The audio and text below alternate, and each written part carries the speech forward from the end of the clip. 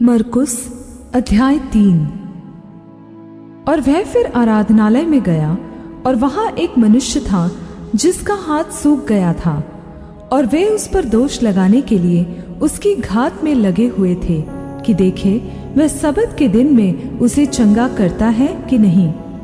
उसने सूखे हाथ वाले मनुष्य से कहा, बीच में खड़ा हो, और उनसे कहा, क्या सबत के दिन भला करना उचित है या बुरा करना, प्राण को बचाना या मारना? पर वे चुप रहे। और उसने उनके मन की कठोरता से उदास होकर उनको क्रोध से चारों ओर देखा और उस मनुष्य से कहा, अपना हाथ बढ़ा। उसने बढ़ाया और उसका हाथ अच्छा हो गया। तब फरीसी बाहर जाकर तुरंत हेरोदियों के साथ उसके विरोध में सम्मति करने लगे कि उसे किस प्रकार नाश करें। और यीशु अपने चेलों के साथ झील की ओर चला गया, और गलील से एक बड़ी भीड़ उसके पीछे हो ली। और यहूदिया और यरूशलेम और इदूमिया से और यरदन के पार और सोर और सीदोन के आसपास से एक बड़ी भीड़ यह सुनकर कि वह कैसे अचंभे के काम करता है उसके पास आई। और उसने अपने चेलों से कहा, भीड़ के कारण एक छोटी नाव मेरे लिए तैयार रहे, ताकि वे मुझे दबा न सके, क्योंकि उसने बहुतों को चंगा किया था। इसलिए जितने लोग रोग से ग्रसित थे उसे छूने के लिए उस पर गिरे पड़ते थे। और अशुद्ध आत्माएं भी जब उसे देखती थीं तो उसके आगे गिर पड़ती थीं और चिल्लाकर कहती थीं कि तू परमेश्वर का पुत्र है। और उसने उन्हें कड़ी चेतावनी दी कि मुझे प्रकट न करना। फिर वह पहाड़ पर चढ़ गया और जिन्हें वह चाहता था उन्हें अपने पास बुलाया, और वे उसके पास चले आए।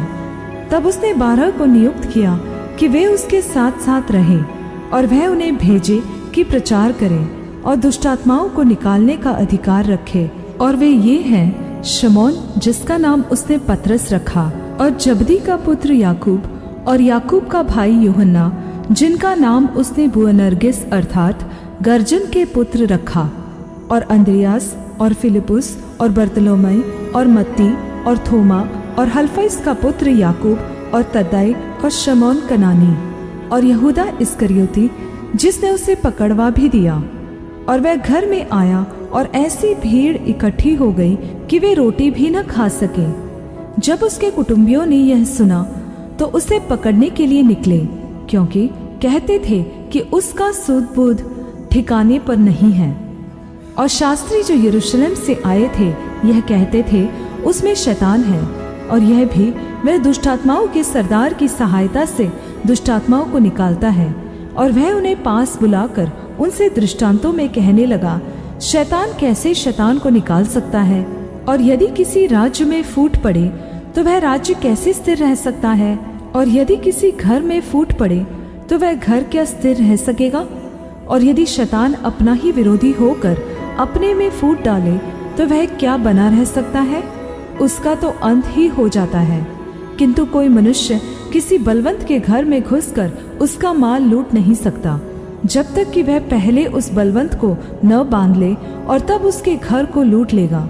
मैं तुमसे सच कहता हूँ कि मनुष्यों की संतान के सब पाप और निंदा जो वे करते हैं क्षमा की जाएगी, परंतु जो कोई पवित्र आत्मा के विरुद्ध निंदा करे वह कभी भी क्षमा न किया जाएगा, वरन वह अनंत पाप का अपराधी ठहरता है। क्योंकि वे यह कहते थे कि उसमें अशुद्ध आत्मा है। और उसकी माता और उसके भाई आए और बाहर खड़े होकर उसे बुलवा भेजा, और भीड़ उसके आसपास बैठी थी, और उन्होंने उससे कहा, देख तेरी माता और तेरे भाई बाहर तुझे ढूंढते हैं। यीशु ने उन्हें उत्तर दिया, मेरी माता और मेरे भाई कौन हैं? और उन पर जो उसके आसपास बैठे थे दृष्टि करके कहा, देखो मेरी माता और मेरे भाई यह हैं, क्योंकि जो कोई परमेश्वर की इच्छा पर चले वही मेरा भाई और बहन और माता है।